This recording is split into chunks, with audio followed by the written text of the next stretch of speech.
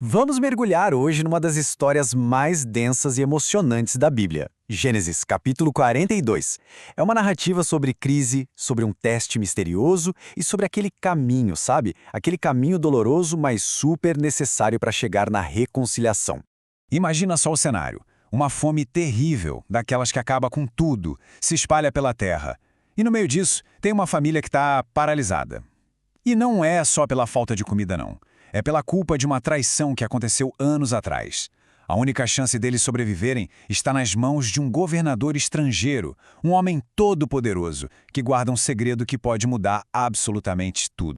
Então, vamos lá. A primeira parte da nossa análise foca justamente nessa situação desesperadora que a família de Jacó está enfrentando. A história já começa com uma pergunta que é um verdadeiro soco no estômago.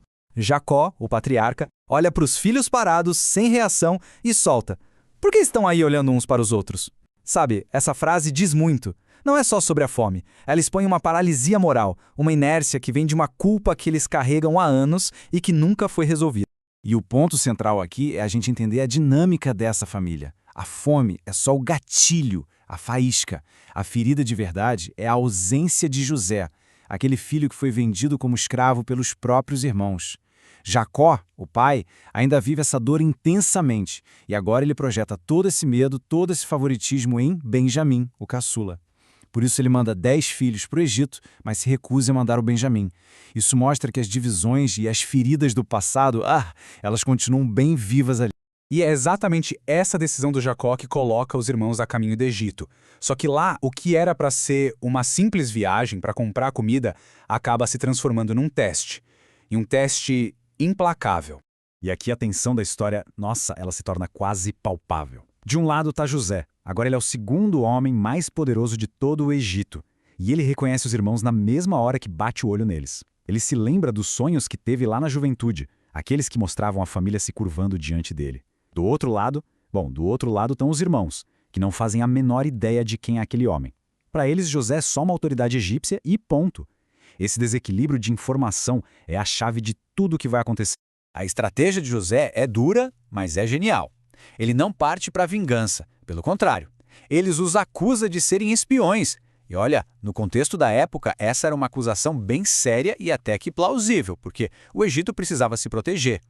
José usa essa acusação como uma ferramenta para testar o caráter dos irmãos, para ver se eles mudaram alguma coisa depois de todos esses anos. Então o teste se desenrola em 3 etapas bem claras. Primeiro, a acusação de espionagem. Segundo, a exigência de uma prova. Eles precisam trazer Benjamim para mostrar que são uma família honesta. E terceiro, a garantia de que eles vão voltar. Ele prende Simeão e o mantém como refém. O que José está fazendo é forçar os irmãos a confrontar o pai e a lidar com aquele mesmo favoritismo que causou toda a tragédia lá no início. E toda essa pressão externa acaba provocando uma implosão interna. Agora a gente vai para a terceira parte, o momento em que eles são forçados, finalmente, a acertar as contas com o passado. E aqui está o ponto de virada emocional da história. Pela primeira vez em mais de 20 anos, os irmãos falam em voz alta sobre a culpa deles. Um vira para o outro e diz: "Certamente estamos sendo punidos pelo que fizemos ao nosso irmão." A consciência, que ficou adormecida por tanto tempo, finalmente desperta. Eles fazem a conexão entre o sofrimento de agora e o pecado que cometeram lá atrás. E esse detalhe aqui, ele revela tudo sobre o coração de José. Quando ele ouve a confissão dos irmãos, sem que eles saibam que ele entende a língua deles, ele simplesmente não aguenta. Ele precisa se afastar para chorar escondido. Por fora, ele mantém a pose de governador severo, mas por dentro, ele é o irmão que está sendo movido por compaixão e amor, não por ódio. A viagem de volta para casa ainda reserva outra surpresa. Eles descobrem que o dinheiro que usaram para comprar os grãos foi misteriosamente devolvido e está dentro dos sacos deles. A reação é de pavor. Eles se perguntam: que é isto que Deus nos fez? Eles começam a perceber que tem uma força maior, uma mão divina orquestrando tudo aquilo, mesmo que eles não entendam nada do plano. Mas de volta à terra deles, em Canaã, a perspectiva é outra, completamente diferente. Quando Jacó ouve a história toda e a exigência de que Benjamim tem que ir ao Egito, ele entra em desespero total.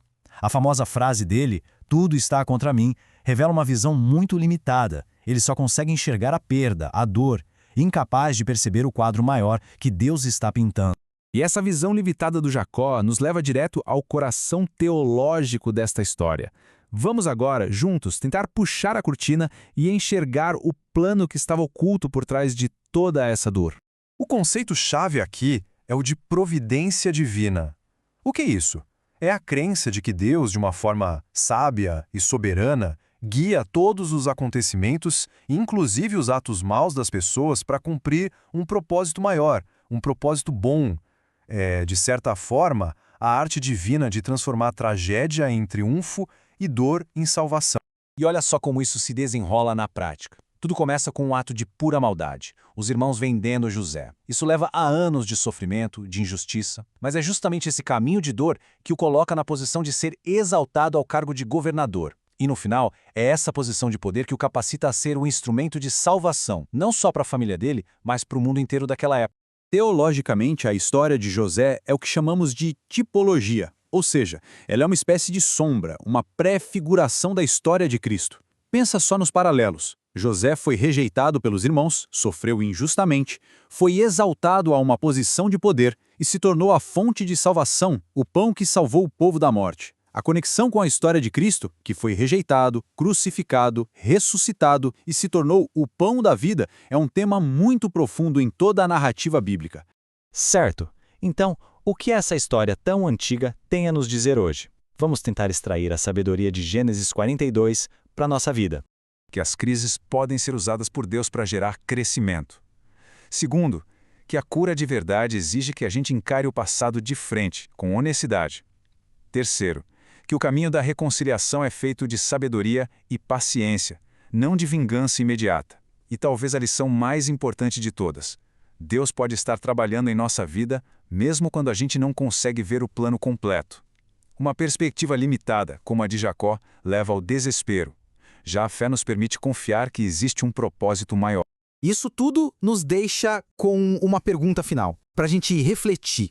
Naqueles momentos em que parece que tudo, absolutamente tudo, está contra nós, quando as circunstâncias são dolorosas e confusas, será que, por trás das cortinas, um plano maior e redentor não pode estar em andamento?